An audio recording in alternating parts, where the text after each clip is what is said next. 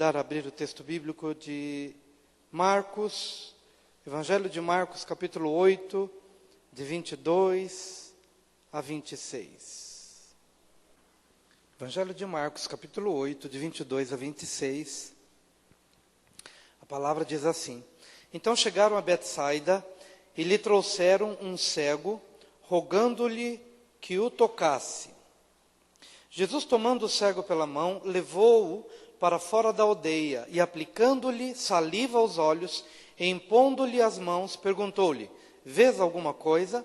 Este, recobrando a vista, respondeu: Vejo os homens, porque como árvores os vejo, andando. Então novamente lhe pôs as mãos nos olhos, e ele, passando a ver claramente, ficou restabelecido, e tudo distinguia de modo perfeito. E mandou-os Jesus embora para casa, recomendando-lhe: não entres na aldeia. Só até aqui, queridos, vamos orar. Pai amado, obrigado por tua palavra bendita. Desejamos de todo o nosso coração que nossos olhos sejam abertos nesta manhã, que nosso coração seja dilatado e que possamos ter uma experiência especial contigo. Aproveitamos, Senhor, para orar pelo José Carlos Biagini, com câncer nos rins, precisa da parte do Senhor, uma provisão bendita em nome do Senhor Jesus. Oramos pela Maria Aparecida Biagini também, ó Pai bendito, que está com um problema sério na medula, mas entendemos que a mão do Senhor é sobre estas vidas, que o Senhor que cura, Yahvé Rafá, Yahvé Jireh, que supre, Yahvé chamar, Deus presente, certamente vai curar, certamente vai prover e certamente estará manifestando a sua presença na vida destes e na vida de todos aqueles por quem nós temos orado todos os dias, por uma provisão de graça, de cura e de restauração. E que agora, Pai, nossos olhos se abram na ministração da Tua palavra. Ajuda-nos a compartilhar o que vem de Ti. Com toda humildade reconhecemos a nossa total incapacidade de falar ou de transmitir qualquer coisa. Mas que Teu Espírito faça exatamente aquilo que nós não podemos fazer, em nome de Jesus. Amém. Hoje eu quero falar sobre a cura da nossa visão. Tem algum problema de miopia, astigmatismo aqui? Mas não é disso que eu estou falando. Estou falando da visão espiritual. Nós precisamos de cura para a forma como a gente vê as coisas. Jesus curou um homem, mas teve que curá-lo em duas etapas. A primeira imposição de mãos, era um cego que estava lá em Betsaida, e Jesus o tirou para fora da aldeia, fez com a saliva, tocou nos olhos, impôs as mãos, e no primeiro estágio da cura, ele se disse curado porque estava vendo, mais do que estava vendo até então. Mas a visão dele era imperfeita, ele via os homens como árvores. E aí depois, Jesus impôs as mãos de novo, orou de novo, e então ele já enxergava perfeitamente todas as coisas. Quando estávamos na sexta-feira aqui no evento de casais, o que mais subia ao meu coração, ouvindo a palavra tão tremenda que o pastor Geraldo trouxe, uma noite tão gostosa, os casais aqui, recebendo uma ministração e um tempo de comunhão, não me saía da cabeça essa passagem, porque eu entendo, queridos, que nós precisamos de alguns toques de Deus, até que a gente possa ver de uma forma completa. E isso é para todas as áreas da nossa vida. Mesmo para você que é um cristão, mesmo para você que tem a palavra, vai à igreja, é do Senhor há tantos anos. Mas quantas vezes a gente continua enxergando as pessoas como árvores? A gente continua enxergando a nossa esposa, o nosso marido como árvores. Ou seja, eles andam, mas não passa de um pedaço de pau, como se não tivesse sentimentos, como se a gente pudesse falar qualquer coisa, como se a gente pudesse ser qualquer coisa para ele, como se essa pessoa não tivesse sentimentos, como se a gente pudesse simplesmente se comportar do jeito que vem a nossa cabeça, conforme o nosso estado emocional, conforme o nosso momento, talvez de ansiedade. A gente acha que tem o direito de tratar o outro de qualquer forma. Por quê? Porque no fundo, por mais que nós já tenhamos tido um toque primeiro de Deus, nos tornamos cristãos, nos tornamos apaixonados pela palavra, mas a gente ainda não conseguiu ver o outro de uma forma diferenciada. Não conseguimos ver o outro como gente, não conseguimos ver o outro como alguém que tem emoções, que tem sentimentos, que tem pensamentos. Às vezes a gente vive na nossa individualidade egoísta, achando que todo mundo que está ao nosso lado é árvore que anda. E a árvore que anda, mas não tem sentimentos, não tem pensamentos, não tem emoções. Então nós precisamos de um segundo toque para que a gente comece a ver o outro de uma forma completa. Começar a ver o outro com mais cuidado, tendo um pouco mais de cuidado antes de falar alguma coisa, antes de pensar alguma coisa. Entender que o outro tem um outro universo de pensamentos, de sentimentos, de coração, e que se eu não tomo cuidado, se ele não é uma árvore, vai se tornar. Porque de tanto levar paulada e de tanto levar palavras duras, as pessoas vão se enrijecendo, as pessoas vão se endurecendo e passam a ser, se não são, passam a ser meramente árvores que andam. Quantos casamentos se tornaram assim? Quantas famílias se tornaram assim? Quantos pais continuam vendo seus filhos como árvores que andam? E quantos filhos continuam olhando ou passam a ver seus pais como árvores que andam? E a gente precisa mudar isso. A gente precisa de um novo toque do Senhor. A gente precisa de um milagre da conversão, do Evangelho que entra na nossa vida e nos converte de verdade, para que eu possa ver de uma forma diferente. Meu amado, para que você possa compreender como é que essas coisas se processam na nossa vida, Jesus não tirou aquele homem da aldeia por acaso. Jesus poderia ter curado aquele cego dentro da aldeia de Betsaida, mas ele não fez. Ele tomou a mão do cego e o tirou para fora da aldeia. Por quê? Certamente a aldeia de Betsaida tinha tudo a ver com a cegueira, ou se não com a cegueira, com alguma coisa impregnada dentro dele, que apesar daquele homem ter recebido um primeiro toque de Jesus, mas a incapacidade de ver as pessoas de uma forma perfeita, tinha a ver com o ambiente, tinha a ver com Betsaida, tinha a ver com o contexto em que ele vivia. E é por isso que Jesus teve tanto cuidado de tirá-lo da aldeia, curá-lo fora da aldeia, e depois de curado, Jesus ainda advertiu: olha, não volte para a aldeia, não entre na aldeia, vai para a tua casa.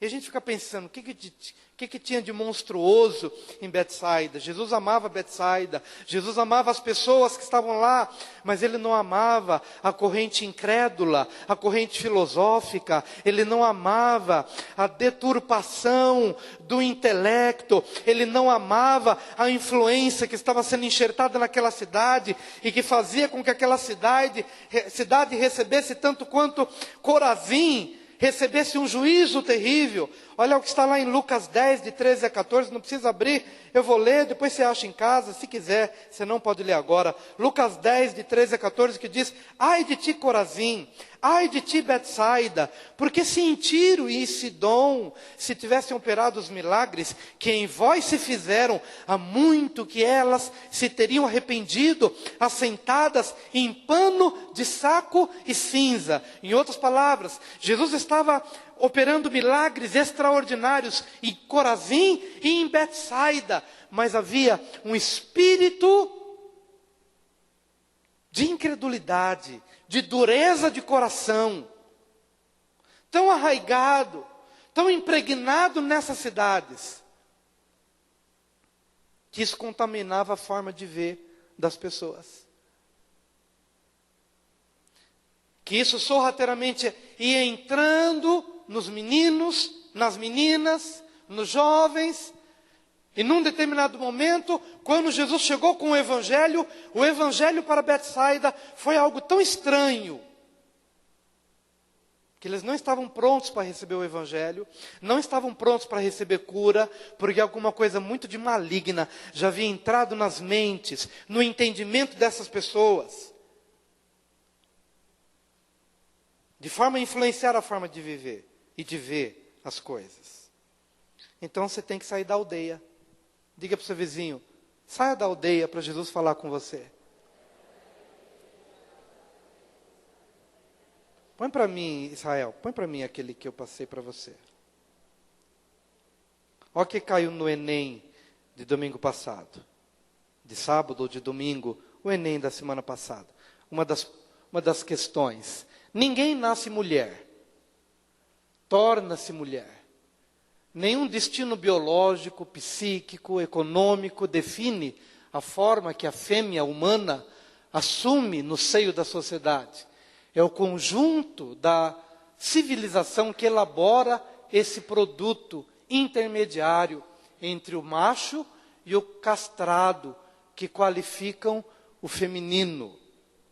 Isso aqui foi uma questão do Enem.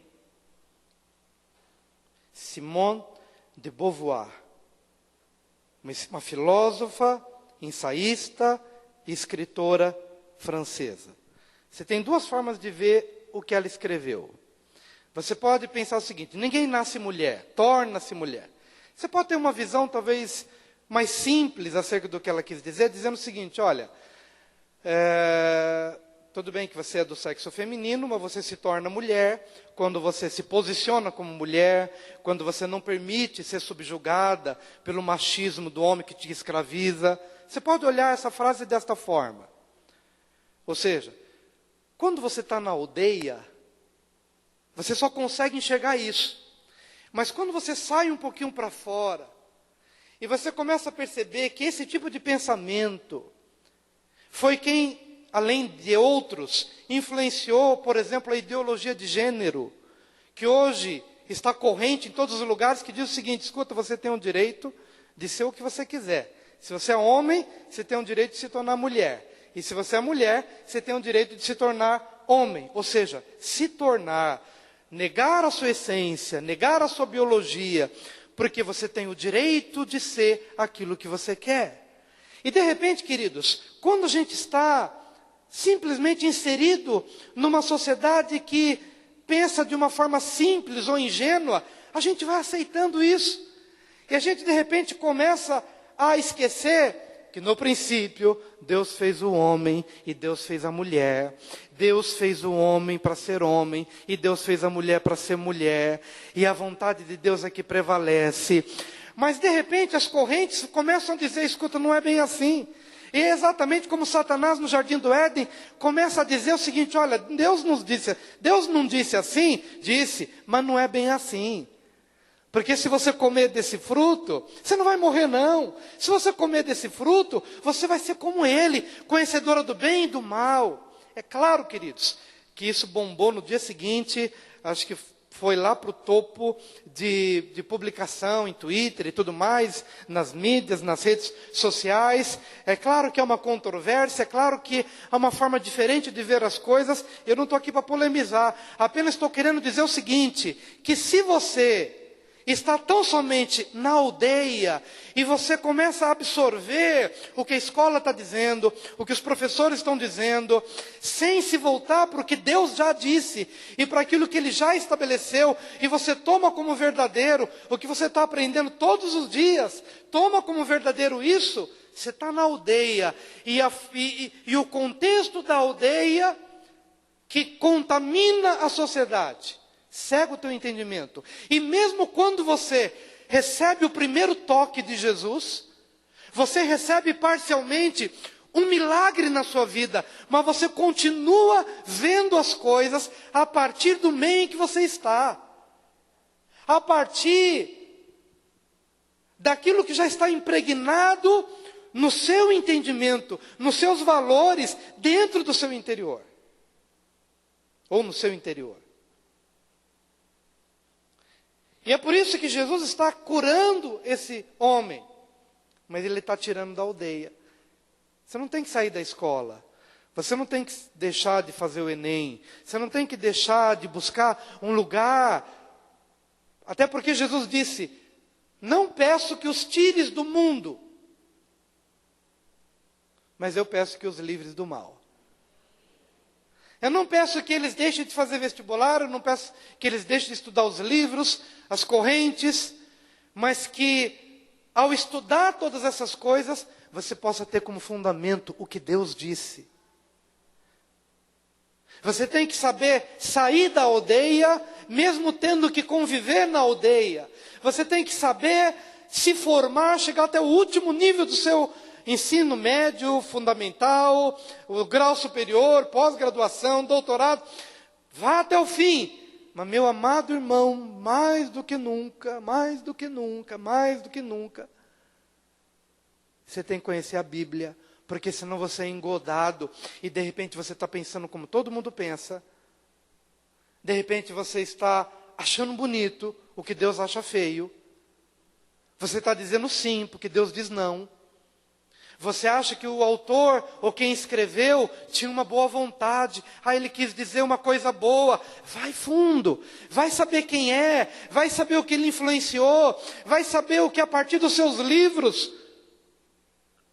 Por exemplo, essa autora, numa época em que a sexualidade podia ser vivida a partir dos 15 anos, ela lutou para que essa idade fosse reduzida, para que a pessoa pudesse ter direito de se relacionar sexualmente com pessoas abaixo de 15 anos. E pessoas condenadas por pedofilia, por se relacionarem com meninos de 11 anos, por exemplo, ela lutou para quê? Para que se libertassem aqueles que já tinham sido condenados por defender que se pode relacionar-se com crianças contanto que elas queiram. Se elas quiserem, tudo bem. Se houver um consenso entre ambas as partes, entre o mais adulto e a criança, está tudo bem. Então luta por isso. Então, mas você não consegue enxergar isso enquanto você está na aldeia. Vai um pouco mais para fora. Sai da aldeia. Enxerga de uma forma mais ampla.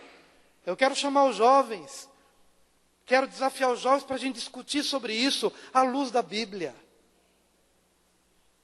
Quero chamar para que os jovens promovam fóruns e que se levantem jovens que possam argumentar em cima disso. Por quê, queridos? Porque senão sobe alguém aqui ou sobe alguém nos púlpitos dos vossos corações com argumentos irrefutáveis aparentemente e vão roubar o coração. Por quê? Porque essas pessoas são profundas nos seus argumentos e engodam e enganam.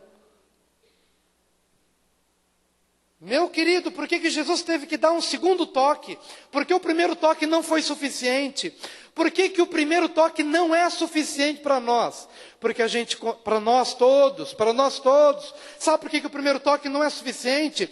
Porque apesar do primeiro toque que a gente recebe do Evangelho, a gente continua enxergando o Evangelho a partir daquilo que a gente aprendeu na escola, a partir das nossas convicções que os professores nos legaram. Por isso a gente precisa de uma experiência mais profunda. A gente precisa de um evangelho o evangelho que o apóstolo Paulo diz lá em Romanos capítulo 1, o evangelho é o poder de Deus, o evangelho é a dinamite de Deus, o evangelho é a bomba que anula sofismas. O que é um sofisma? É uma mentira com aparência de verdade. Um sofisma é uma mentira mascarada de verdade. Isso é um sofisma. Mas o Evangelho é o poder de Deus para a demolição de fortalezas, de sofismas e de baluartes, para levar o pensamento cativo à obediência de Cristo Jesus. Então por que a gente vê no nosso casamento? Às vezes a gente olha para a nossa esposa e não a vê com a dignidade. Porque também fomos influenciados pelo oposto do que a gente está combatendo aqui. Se por um lado a gente está combatendo essa linha libertina, que é a filósofa, defendeu. Por outro lado, a gente acaba também defendendo o extremo, o oposto, que é realmente do machismo, que é de olhar para a mulher e pisar na mulher, e não entender que ela foi tirada do lado e não do pé. Mas quantos homens fazem da vida da mulher uma verdadeira escravidão? E quando eu falo quantos homens, eu olho para mim, fico perguntando: Senhor, em algum momento da minha vida, eu estou tornando a vida da minha esposa uma vida opressa? Em algum momento eu estou subjugando? E se eu faço, por que eu faço?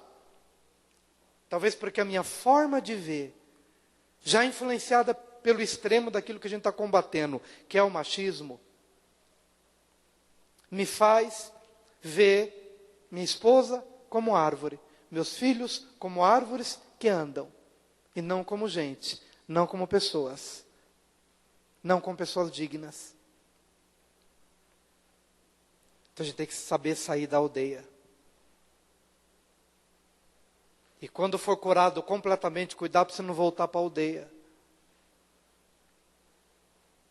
Então eu queria convidar vocês a estudar sobre as correntes. E tudo bem, você pode não concordar comigo, e nós somos amigos, mas pelo menos eu quero te chamar a reflexão. Porque o que está em jogo não é essa geração que está passando, mas é a geração que está chegando. São os filhos que estão sendo apresentados, que receberão na certidão de nascimento, tira-se o nome de pai e mãe, e se coloca genitor 1 e genitor 2, como se fosse possível. Já não é mais pai, já não é mais mãe. E a Bíblia diz: pai e mãe, deixará o homem seu pai e sua mãe, é o que a Bíblia diz. Mas de repente nossos filhos vão herdar no passaporte isso daí, genitor 1 e genitor 2. Tira da certidão de nascimento, já não é mais pai, já não é mais mãe. Para quê? Desconstruir a família. Hoje eu queria te chamar a sair da aldeia. E isso não quer dizer que você tem que sair da escola. Isso não quer dizer que você tem que sair dos lugares onde você precisa estar. Mas é mais do que nunca se voltar para a palavra de Deus e entender que aquilo que está correndo por aí cega.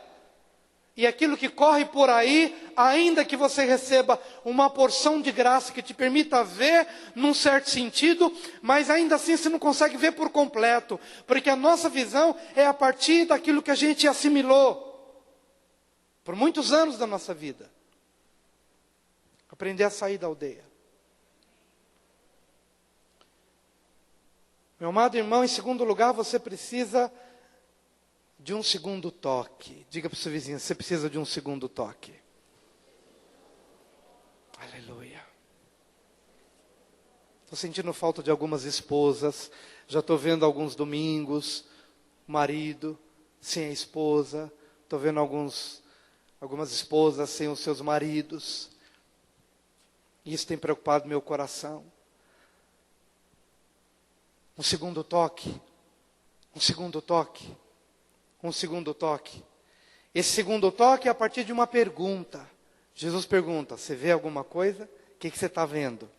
Oh, Senhor, eu estou tão feliz porque eu era cego e agora já estou vendo. Amados, a gente às vezes fica tão feliz com tão pouco. A gente fica feliz com o culto de domingo pela manhã, mas é tão pouco. A gente fica feliz com uma oração de 2 minutos, mas é tão pouco. A gente fica tão feliz, a gente acha que essas coisas são suficientes para demolir as estruturas, a gente fica tão feliz, e Jesus vai perguntando para a gente nessa manhã: o que você está vendo? Senhor, está tudo bem, está tudo em paz, eu fui no culto, e o Senhor está perguntando depois do culto: o que você passou a ver? Depois do culto, o que você passou a ver? Eu já estou vendo tudo. Mas se você for sincero, você não está vendo tudo. Se você for sincero, você vai descrever exatamente: Senhor, eu estou muito feliz, porque eu não via nada, agora eu já estou vendo alguma coisa. Mas Ele continua perguntando: o que você está vendo? E essa palavra do Senhor há de entrar no seu coração como espada, e você vai ver: Senhor, olha, eu pensei que estava tudo bem, mas não está bem não. Está melhor do que estava, mas não está, não é o ideal. Quero ter minha esposa aqui comigo. Quero ter meus filhos aqui comigo. O que eu estou vendo? O que você está vendo? Ele pergunta, o que você está vendo? O que você está vendo da sua espiritualidade? A gente faz muitos casamentos.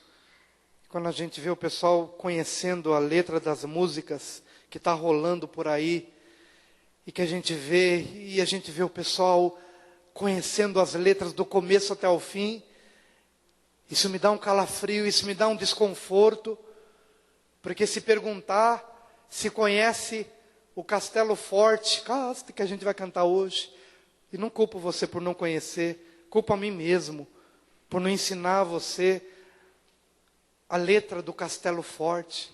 Isso é culpa minha, por não ensinar você o que realmente você tem que decorar, é culpa minha. Porque o bonde do Tigrão tem quem ensine todos os dias, nem sei se é isso, mas está bombando. E as pessoas sabem. E as músicas que vêm dizendo, vem gemendo, vem isso e aquilo, e vê as pessoas conhecendo e sabendo disso, vai dando um calafrio no coração da gente. E Jesus está perguntando, o que você está vendo da sua espiritualidade? O que você está vendo? O que você está vendo do que você vê, do que você ouve, do que você sabe de cor e salteado? Jesus está perguntando para cada um de nós, o que você está vendo? O que você está vendo? E na nossa sinceridade, quando a gente diz, Senhor, eu vejo, mas eu vejo os homens como árvores que andam. Então, aos olhos de Jesus, não está bom. Você precisa de um segundo toque. Queria ver você dançando apaixonadamente por Deus. Queria ver você dançando e cantando apaixonadamente por Deus. Mas você só vai ter essa conversão na sua vida quando você for sincero para Deus e dizer, Senhor, eu gosto mais do mundo do que da igreja. Senhor, eu gosto mais das músicas que me agitam do que da essência da palavra. Senhor, eu estou vendo os homens como árvores que andam, mas não é isso que eu quero ver. Eu quero ver a verdade, a tua verdade. E conhecereis a verdade vos libertará. Eu gosto mais dos cultos do que das festas de casamento. Que possa ser assim para nós. Amém, queridos? Quantos entendem o que eu quero dizer, amado? Não estou falando contra a escola, não estou falando contra a alegria de casamento, não é nada disso. Eu estou falando de outra coisa. Quando você tem um segundo toque, estou falando aqui agora especificamente, quando você tem um segundo toque, você vai perceber que alguma coisa de muito de Deus na sua vida vai se desencadear. E aí, querido, você pode estudar, você pode ir para a festa de casamento, você pode fazer... Você pode, mas entender que as coisas de Deus são muito melhores do que qualquer coisa que esse mundo oferece.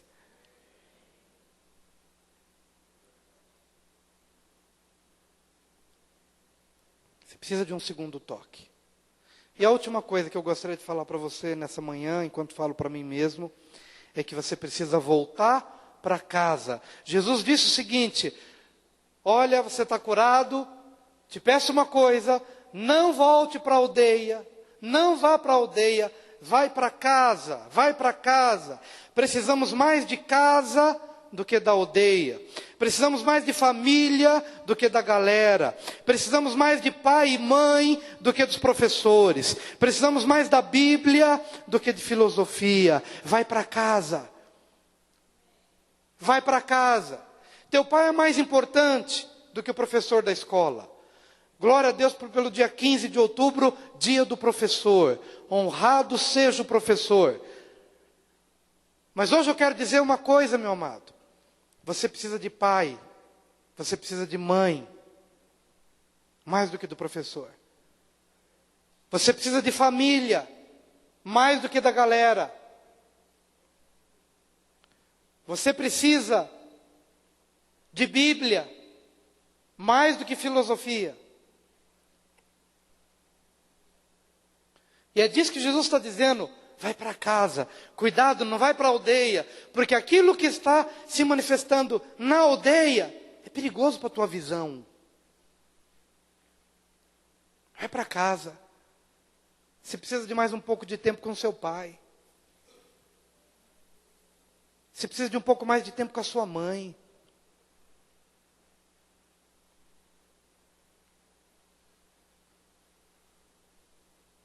Você precisa entender que se você vencer na vida, foi por seu esforço sim, foi também com a ajuda dos professores, foi com a ajuda da escola, mas acima de tudo foi com a ajuda do seu pai. Foi com a ajuda da sua mãe. E se um dia você ganhar alguma coisa lá na frente, que aparentemente possa não ter nada a ver, se você ganhar um concurso, se você ganhar uma competição esportiva, diga assim, em alto bom som: obrigado, mãe. Obrigado, pai.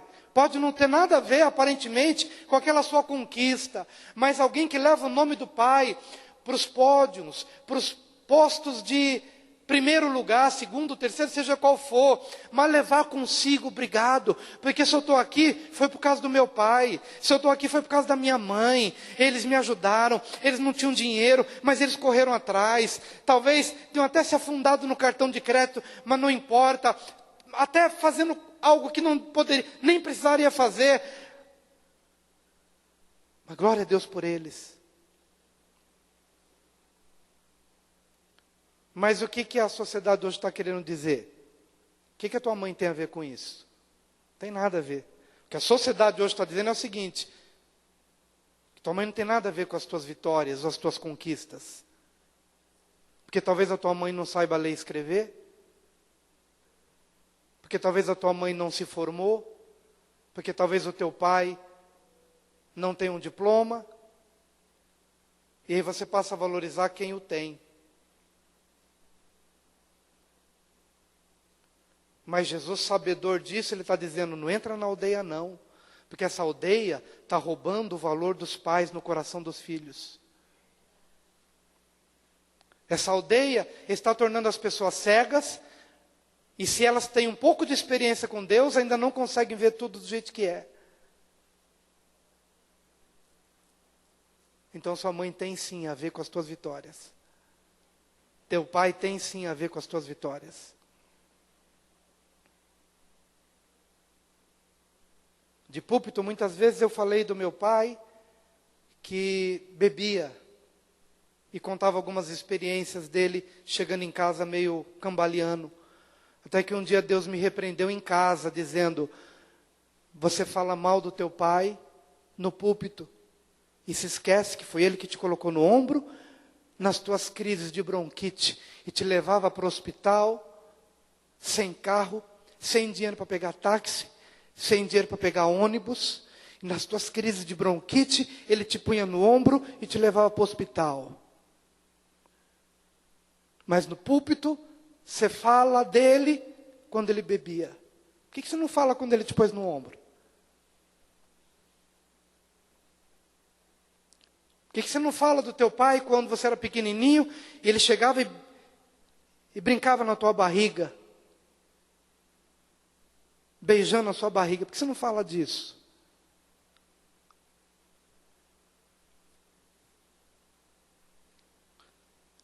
Não entra na aldeia não, querido.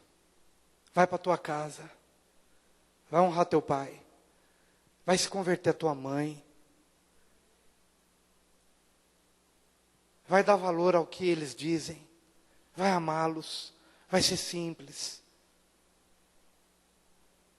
Vai ser simples. Vai para a tua casa.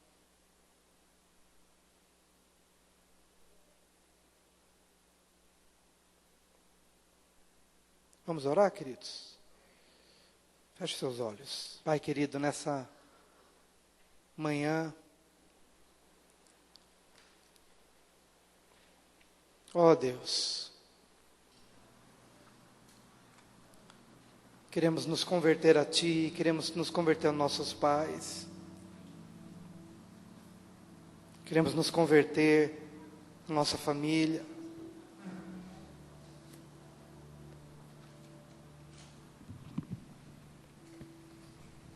Oh, Deus querido.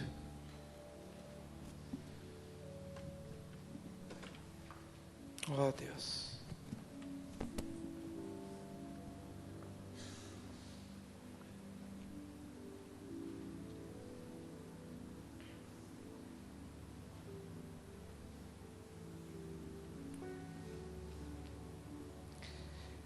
Oh, Deus querido. Betsaida, pode ser a Ribeirão Preto de hoje.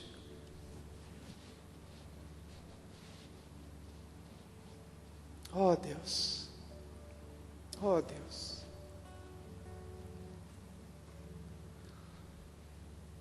Teu temor, ó Deus, vem sobre nossas mentes. Teu temor vem sobre o nosso coração, Senhor. Teu temor vem sobre nós, ó Deus. Teu temor vem sobre nós, ó Deus. Teu temor vem sobre nós, Senhor. Teu temor vem sobre nós. Precisamos do segundo toque, ó Deus.